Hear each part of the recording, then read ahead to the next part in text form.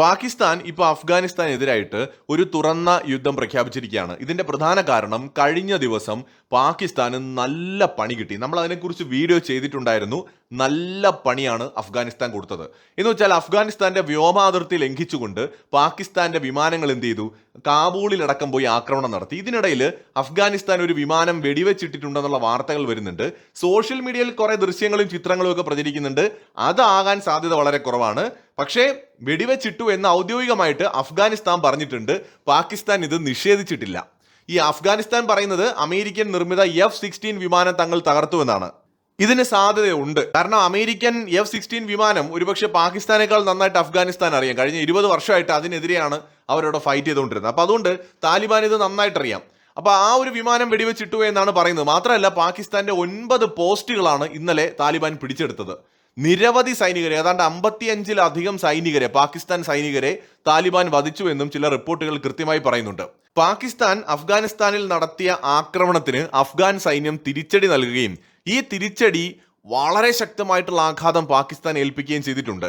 അങ്ങനെയാണ് ക്ഷമ നശിച്ചു എന്നും തുറന്ന യുദ്ധത്തിലേക്ക് പോവുകയാണെന്നും പാകിസ്ഥാന്റെ പ്രതിരോധ മന്ത്രി ഖ്വാജ ആസിഫ് ഇപ്പോൾ പറയുന്നത്.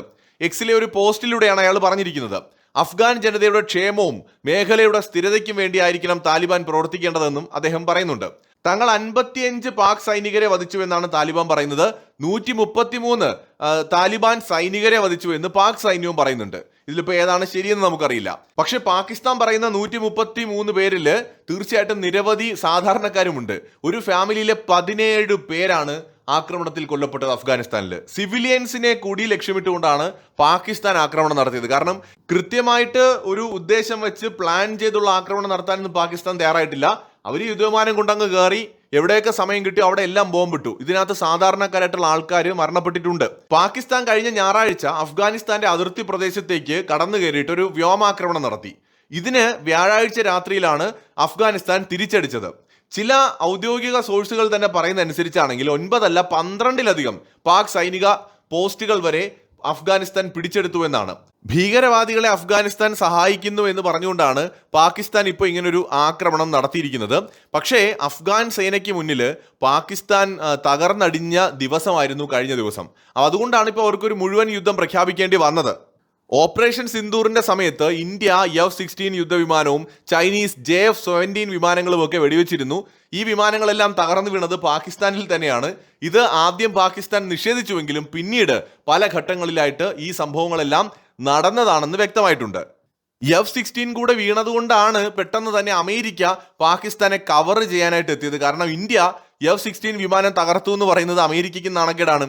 ഇപ്പോൾ ഇതാ അഫ്ഗാനിസ്ഥാൻ F-16 വിമാനം വെടിവെച്ചിട്ടു എന്ന് അവകാശപ്പെടുകയാണ്. സോ ഇത് സ്ഥിതി വളരെ ഗുരുതരമായിട്ട് മുന്നോട്ട് പോവുകയാണ്. അഫ്ഗാനിസ്ഥാനിൽ ഓൾറെഡി പാകിസ്ഥാനെതിരായിട്ടുള്ള ഒരു ജനകീയ രോഷമുണ്ട്. താലിബാൻ ഓൾറെഡി പാകിസ്ഥാനെതിരായിട്ട് മാറിക്കഴിഞ്ഞു. ഇത് ഇനി പാച്ചപ്പ് ആയിട്ട് മുന്നോട്ട് പോവില്ല. ഇപ്പൊ ഇന്ത്യയും പാകിസ്ഥാനും തമ്മിലുണ്ടായ ഒരു ശത്രുതയ്ക്ക് തുല്യമായി തന്നെ ഇസ്ലാമിക രാഷ്ട്രങ്ങളായിരുന്നിട്ട് കൂടി അഫ്ഗാനിസ്ഥാനും പാകിസ്ഥാനും തമ്മിൽ ശത്രുതയിലേക്ക് പോവാണ്. ഇന്ത്യയുടെ കേസിൽ ഈ നരേന്ദ്രമോദിയൊക്കെ അധികാരത്തിൽ വന്നത് 2014 ശേഷമല്ലേ?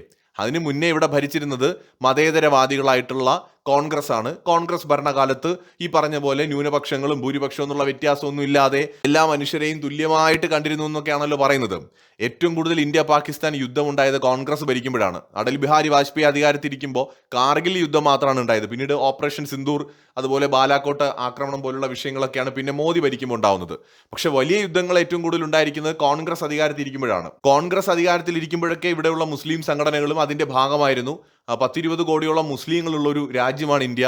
അപ്പോൾ അങ്ങനെ ഒരു രാജ്യത്തോട് കോൺഗ്രസിനെ പോലത്തെ സോ കോൾഡ് മതേതരവാദി പാർട്ടി ഭരിച്ചിരുന്നപ്പോൾ പോലും പാകിസ്ഥാൻ സഹിഷ്ണുത കാണിച്ചിട്ടില്ല. ഭീകരവാദത്തെ കയറ്റുമതി ചെയ്തും നമുക്കറിയാം. ബോംബെ ഭീകരാക്രമണത്തിന്റെ പുറകിൽ ഉൾപ്പെടെ പാകിസ്ഥാന് പങ്കുകളുണ്ടായിരുന്നു. അത് അന്ന് ഭരിക്കുന്നത് മൻമോഹൻ സിംഗ് ആണെന്ന് പ്രത്യേകം ഓർക്കണം, മോദി അല്ല. അപ്പോൾ പാകിസ്ഥാനെ സംബന്ധിച്ചിടത്തോളം പാകിസ്ഥാൻ മതത്തെ പല രീതിയിൽ ഉപയോഗിക്കും. ഇപ്പൊ ഇന്ത്യയുടെ വിഷയം വരുമ്പോൾ ഇവിടെ ഭൂരിപക്ഷം ഹിന്ദുക്കളാണ് എന്നൊരു കാരണം പറഞ്ഞുകൊണ്ട്, അല്ലെങ്കിൽ ഇപ്പോൾ ഭരിക്കുന്നത് ഹിന്ദുത്വ പാർട്ടിയാണ് എന്ന് പറഞ്ഞുകൊണ്ട് മതത്തെ അവിടെ പ്രധാനമായിട്ടും പാകിസ്ഥാൻ മുന്നിൽ നിർത്തി ഒരു കവചമായിട്ട് ഉപയോഗിക്കും. ഇനി അഫ്ഗാനിസ്ഥാനുമായിട്ടുള്ള യുദ്ധത്തിൽ മതം പറയാൻ പറ്റില്ല. അവിടെ പാകിസ്ഥാൻ ഉപയോഗിക്കുന്നത് പാകിസ്ഥാനെതിരായിട്ട് ഭീകരവാദത്തെ ഉപയോഗിക്കുന്നു എന്നുള്ളതാണ്. അപ്പോൾ പാകിസ്ഥാൻ എന്ന് പറയുന്ന രാജ്യം എന്ന് പറയുന്നത് അവർക്ക് മതത്തോടും സ്നേഹമില്ല, അവർക്ക് മനുഷ്യരോടും സ്നേഹമില്ല, അവർക്ക് പണത്തോടാണ് സ്നേഹം. അമേരിക്കൻ ഡോളറിന്റെ മുന്നിൽ അല്ലെങ്കിൽ ധനത്തിന് മുന്നിൽ കണ്ണ് മഞ്ഞളിക്കുന്ന കുറെ ആളുകൾ, കുറെ പട്ടാളക്കാർ ചേർന്ന് ഭരിക്കുന്ന ഒരു പാവ ജനകീയ സർക്കാരുള്ള ഒരു രാജ്യമാണ് പാകിസ്ഥാൻ. അപ്പൊ എന്തായാലും ഇപ്പൊ പാകിസ്ഥാൻ ഇനി അഫ്ഗാനിസ്ഥാനെ കൂടി ശത്രുപക്ഷത്താക്കുമ്പോൾ ഒരിക്കലും ഇത് പേച്ചപ്പാവാൻ സാധ്യത കാണുന്നില്ല. ഈ ഒരു ഘട്ടത്തിൽ തുറന്ന യുദ്ധത്തിലേക്ക് പോകുമ്പോൾ അഫ്ഗാനിസ്ഥാന് പാകിസ്ഥാനോടുള്ള ശത്രുത വർദ്ധിക്കുകയുള്ളൂ. പാകിസ്ഥാനും തിരിച്ച് അങ്ങനെ തന്നെയാണ്.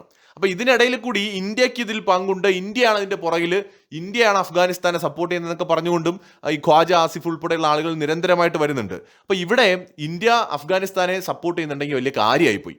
പിന്നെ അല്ല, മോദി ഇതുവരെ സപ്പോർട്ട് ചെയ്തില്ലെങ്കിൽ ഇനി സപ്പോർട്ട് ചെയ്യണമെന്നാണ് എനിക്ക് പറയാനുള്ളത്. കാരണം കഴിഞ്ഞ കുറെ കാലങ്ങളായിട്ട് ഇന്ത്യക്കിട്ടങ്ങോട്ട് പണിയായിരുന്നല്ലോ ചൈനയും പാകിസ്ഥാനും ചേർന്നുണ്ട്, മാമനും മരുമോനും കൂടെ നിന്നുകൊണ്ട് നമുക്കിട്ട് പണിതപ്പോൾ ഇവർക്ക് ഒരു കുഴപ്പമില്ലായിരുന്നേ.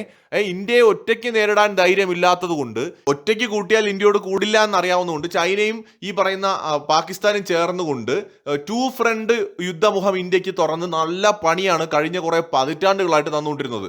അതുപോലെ തന്നെ ഇതിനൊക്കെ പുറമെ ഈ ബംഗ്ലാദേശിനെ കൂടെ സ്വാധീനിച്ച് ഇന്ത്യക്കെതിരാക്കാനായിട്ട് ഇവർ ശ്രമിച്ചു, മാലിദ്വീപിനെ സ്വാധീനിച്ച് ഇന്ത്യക്കെതിരാക്കാനായിട്ട് ശ്രമിച്ചു. അങ്ങനെ പല രീതിയിൽ നേപ്പാളിനെയും ശ്രീലങ്കയും ഒക്കെ ഇന്ത്യക്കെതിരെ തിരിക്കാൻ പാകിസ്ഥാനും ചൈനയും ചേർന്ന് ശ്രമിച്ചിട്ടുണ്ട്. അപ്പൊ ഇന്ത്യയുടെ ചുറ്റിനും ശത്രുക്കളെ ഉണ്ടാക്കുക എന്നുള്ളതായിരുന്നു പാകിസ്ഥാനെ ചൈനയുടെയും ലക്ഷ്യം. ഇപ്പോ തിരിച്ചൊരു പണി അതുപോലെ കിട്ടിയപ്പോ സഹിക്കാൻ പറ്റുന്നില്ല അല്ലേ? അപ്പൊ ഇന്ത്യക്ക് പങ്കുണ്ട്, ഇന്ത്യ അത് ചെയ്തു. ഇന്ത്യ ഒരു ഭീകരവാദത്തെ സപ്പോർട്ട് ചെയ്യില്ല. പക്ഷേ ഇന്ന് താലിബാൻ ഭരണകൂടം ഒരു യാഥാർത്ഥ്യമാണ് അഫ്ഗാനിസ്ഥാനിൽ. അമേരിക്ക 20 കൊല്ലം കഴിഞ്ഞ് ഉപേക്ഷിച്ചു പോയി. അപ്പോൾ താലിബാൻ എന്ന് പറയുന്നത് ഒരു യാഥാർത്ഥ്യമായി മാറുമ്പോൾ അഫ്ഗാനിസ്ഥാനിലെ ജനങ്ങളുടെ ക്ഷേമത്തിന് വേണ്ടിയിട്ട് ഇന്ത്യ ഒരുപാട് ക്ഷേമ പ്രവർത്തനങ്ങൾ അവിടെ നടത്തുന്നുണ്ടായിരുന്നു. ഇന്ത്യക്ക് ഒരുപാട് ഇൻവെസ്റ്റ്മെന്റ്സ് അവിടെ ഉണ്ടായിരുന്നു. അവരുടെ ക്ഷേമത്തിന് വേണ്ടിയിട്ട് ഇന്ത്യ താലിബാൻ ഭരണകൂടവുമായിട്ട് സഹകരിക്കുന്നുണ്ടെങ്കിൽ അത് ഇന്ത്യയുടെ ആവശ്യമാണ്. അതിന്റെ പേരിൽ വലിയ സങ്കടം തോന്നുകയാണ് ഇപ്പോൾ പാകിസ്ഥാന്. ശരിക്കും ഇന്ത്യക്കും അഫ്ഗാനിസ്ഥാനും ഇടയിൽ ഒരു ബർഗറിന്റെ ഉള്ളിലിരിക്കുന്ന ചിക്കൻ പീസിന്റെ അവസ്ഥയാണ്. KFCയിൽ പോയി വാങ്ങുന്ന ചിക്കൻ പീസ് ഉണ്ടല്ലോ, അതിന്റെ അവസ്ഥയാണ് പാകിസ്ഥാന്. ഒന്ന് അമർത്തിയാൽ അത് അങ്ങ് ഞെരിഞ്ഞമർന്നു പോകുന്ന ഒരു അവസ്ഥ. അവിടെ നിന്നും ഇവിടെ നിന്നും ഒക്കെ അടി കിട്ടുന്ന ഒരു സാഹചര്യത്തിലാണ് ഉള്ളത്. മാത്രമല്ല ഇറാൻ ഇപ്പോൾ മധ്യസ്ഥത വഹിക്കാം, ഞങ്ങൾ ചർച്ച ചെയ്യാം, ഇസ്ലാമിക രാജ്യങ്ങളൊക്കെ ഒരുമിച്ച് നിൽക്കണം എന്നൊക്കെ ഇറാൻ ഇപ്പോൾ പറഞ്ഞിട്ടുണ്ട്. പക്ഷേ ഇറാനും പാകിസ്ഥാനും തമ്മിലുള്ള ടേംസ് പോലും ശരിയല്ല. 1.5 വർഷം മുമ്പ് ഈ പാകിസ്ഥാനും ഇറാനും തമ്മിൽ യുദ്ധസമാനമായ ഒരു സാഹചര്യം ഉണ്ടായിട്ടുണ്ട്. അതും ഭീകരവാദത്തിന്റെ കാര്യമൊക്കെ പറഞ്ഞിട്ട് തന്നെയാണ്, ബാലോചിസ്ഥാനുമായിട്ട് ബന്ധപ്പെട്ട്. അപ്പൊ ഇപ്പോൾ അഫ്ഗാനിസ്ഥാനുമായിട്ട് നടക്കുന്നത് അത് തന്നെയാണ്. ഇവിടെ പ്രധാന പ്രശ്നം പാകിസ്ഥാനാണ്. അഫ്ഗാനിസ്ഥാനോ ഇന്ത്യയോ ഇറാനോ ഒന്നുമല്ല, പാകിസ്ഥാനാണ് ഈ മേഖലയിൽ പ്രശ്നങ്ങൾ ഉണ്ടാക്കുന്നത്. പാകിസ്ഥാനിലെ ഭീകരവാദികൾ ഇന്ന് പാക് ഭരണകൂടത്തിനെതിരെ തിരിഞ്ഞിട്ടുണ്ടെങ്കിൽ അതിന് അഫ്ഗാനിസ്ഥാൻ എന്ത് ചെയ്യണം, അതിന് ഇന്ത്യ എന്ത് ചെയ്യണം? പാകിസ്ഥാൻ പാല് കൊടുത്ത് വളർത്തിയവർ അവർക്കെതിരെ തിരിച്ചു കടിക്കുന്നു, അത്രയേ ഉള്ളൂ. പിന്നെ അഫ്ഗാനിസ്ഥാനെ വെറുതെ പോയി ചൊറിഞ്ഞിട്ട് ഒരു ലോങ് ലൈഫ് ശത്രുവിനെയാണ് ഉണ്ടാക്കി വെച്ചിരിക്കുന്നത്. ഇപ്പൊ ഇന്ത്യ ഒരു റെസ്പോൺസിബിൾ സ്റ്റേറ്റ് ആയതുകൊണ്ട് ഇന്ത്യ ഒരിക്കലും ഈ ജനാധിപത്യ വിരുദ്ധമായിട്ടോ മനുഷ്യത്വരഹിതമായിട്ടോ അല്ലെങ്കിൽ അന്താരാഷ്ട്ര നിയമങ്ങൾ പാലിക്കാതെയോ അല്ലെങ്കിൽ കൃത്യമായിട്ടും ഒരു കണക്കില്ലാതെയോ പെരുമാറത്തില്ല, അല്ലെങ്കിൽ ഇന്ത്യ ഒന്നും ചെയ്യത്തില്ല. ഇന്ത്യ ചെയ്യുന്ന ഓരോ കാര്യങ്ങളും ഓഡിറ്റ് ചെയ്യപ്പെടുമെന്ന് ഇന്ത്യക്ക് അറിയാം. ഒരു റെസ്പോൺസിബിൾ ഒരു ജനാധിപത്യ രാജ്യമാണ് ഇന്ത്യ.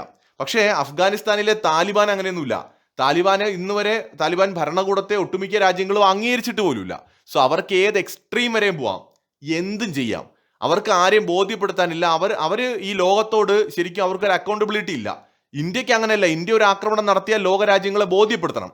നമ്മളൊരു ഉത്തരവാദിത്തമുള്ള രാജ്യമായതുകൊണ്ട് നമുക്ക് പറയണം, എന്താ ഞങ്ങൾ സിവിലിയൻസിനെ ആക്രമിച്ചിട്ടില്ല, ഞങ്ങളുടെ ആക്രമണം എന്താ ഇങ്ങനെ ആയിരുന്നു, ഇതാണ് എവിഡൻസ്. അതാണ് ഇന്ത്യ വാർത്താ സമ്മേളനമൊക്കെ നടത്തി ചെയ്യുന്നത്. ആരെയും പേടിച്ചിട്ടില്ല, ഒരു ഉത്തരവാദിത്തമുള്ള രാജ്യം ചെയ്യുന്ന കാര്യമാണത്. ആ ഉത്തരവാദിത്വം അഫ്ഗാനിസ്ഥാനില്ല, താലിബാനില്ല. അപ്പൊ അങ്ങോട്ട് പോയി ചൊറിയുമ്പോൾ ഈ തിരിച്ചു കിട്ടുന്ന പണിയും കൂടെ വാങ്ങാനുള്ള ശേഷി ഉണ്ടാവണം. അതായത് ഇന്ത്യ സപ്പോർട്ട് ചെയ്യുന്നുണ്ടെങ്കിൽ വലിയ കാര്യമായി പോയി. കാരണം അമ്മാതിരി പണിയാണ് ഈ പാകിസ്ഥാൻ കഴിഞ്ഞ കുറെ കാലങ്ങളായിട്ട് കാണിച്ചുകൊണ്ടിരിക്കുന്നത്. ഇന്ത്യയിൽ എങ്ങനെയാണ് ഭീകരവാദം ഉണ്ടായത്?